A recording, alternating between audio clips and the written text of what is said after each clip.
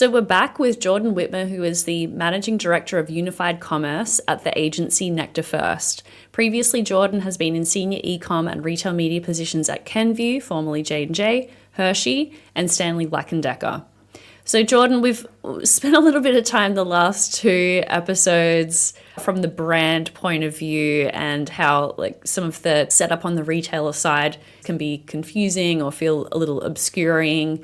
Let's take some time to look at this from the retailer's point of view and ultimately how retailers can work together in a more collaborative way with brands. But let's just start with their perspective here around retail media. This whole term has really sprung up in the last few years. We certainly weren't calling it retail media when I got started back in 2015.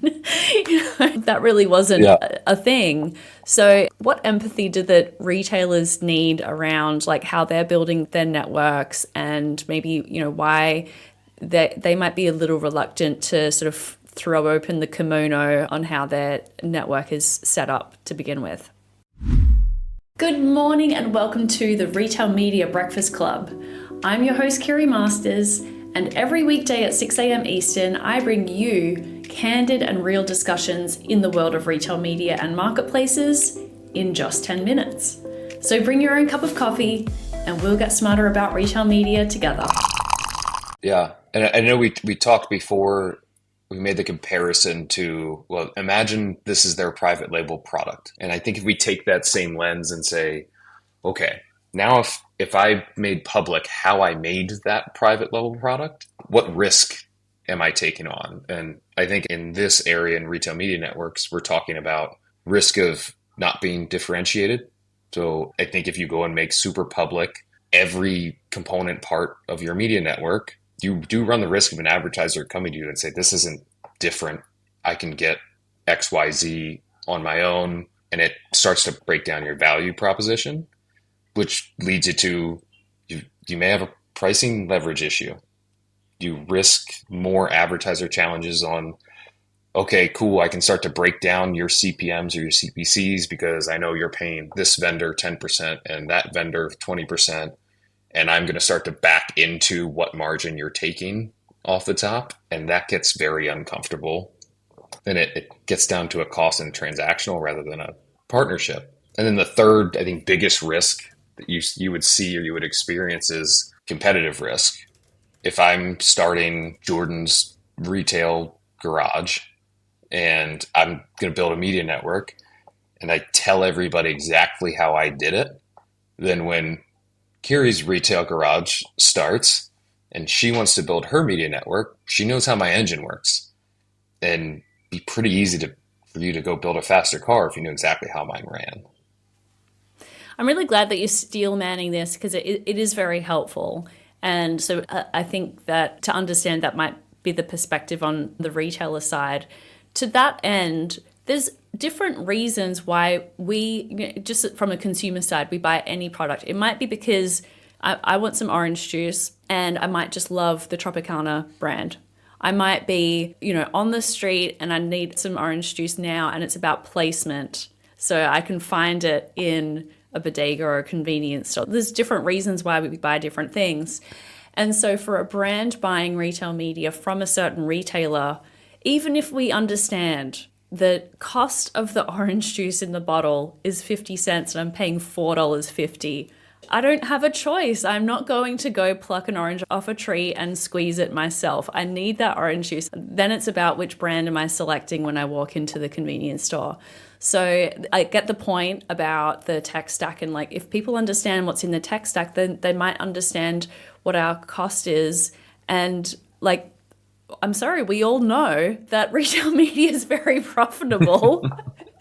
And whether as a media buyer, we just want to make it more easy and transparent for us, and good for you with your 80% profit margins on retail media. It is what it is. We already know that. So I think it becomes about where else are you differentiating on? And it's obviously, it's your audience, it's the relationship that we have with you and the whole package on the trade side as well that comes into a piece of it. So super glad that you steel-manned that argument, but I still think that the whole relationship would be significantly better off if there was a little bit more give on the side of the retailers around, how things are set up and what a media buyer can expect from their tech stack? Yeah, yes, I made the arguments. You did very well. You did very well. I know which side you're sitting on, and you played the other side very well. I agree with where you're going. Yeah. And you and I had talked briefly before about, all right, so what? How do we get to the next thing now that, right, we know the orange juice is expensive? What's next? And that's where I think I'm really interested in talking through. I think it's a maturity stage thing. If you're an early stage RMN, chances are your advertisers aren't asking you these questions. Mm-hmm. The folks you're selling to haven't spent any time in ad tech. It does not benefit you in your first stage to disclose any of this. It doesn't help you. It's going to confuse your partner that's buying this. I don't think they're doing the wrong thing to stay away from it. Mm-hmm. It's as you want to make the transition from minor league to major league retail media. Major league retail media looks different. It does look more like traditional media buying. It does look like the expectations are that you have an interoperable system. You make your inventory available wherever it is because you're differentiated in not the fact that you can control how much investment comes in. It's, to your point, I know more about my consumer. I can build you a better audience. I've got unique ad units or unique ways that you can deliver spend. There's a differentiation and uniqueness. It comes from a different place when you play the bigger game. I love that analogy, and I think you're so spot on.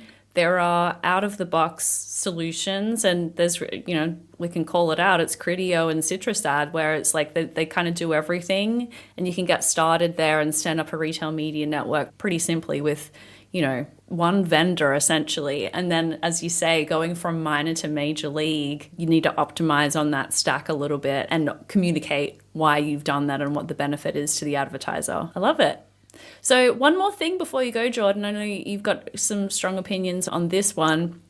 Shifting gears a little bit, PepsiCo came out recently to say that they're moving only to self-serve ad buying. And it is relevant to this conversation in that some of these retail media networks Definitely started out with, a managed service. And that is a typical way to start out with a retail media network.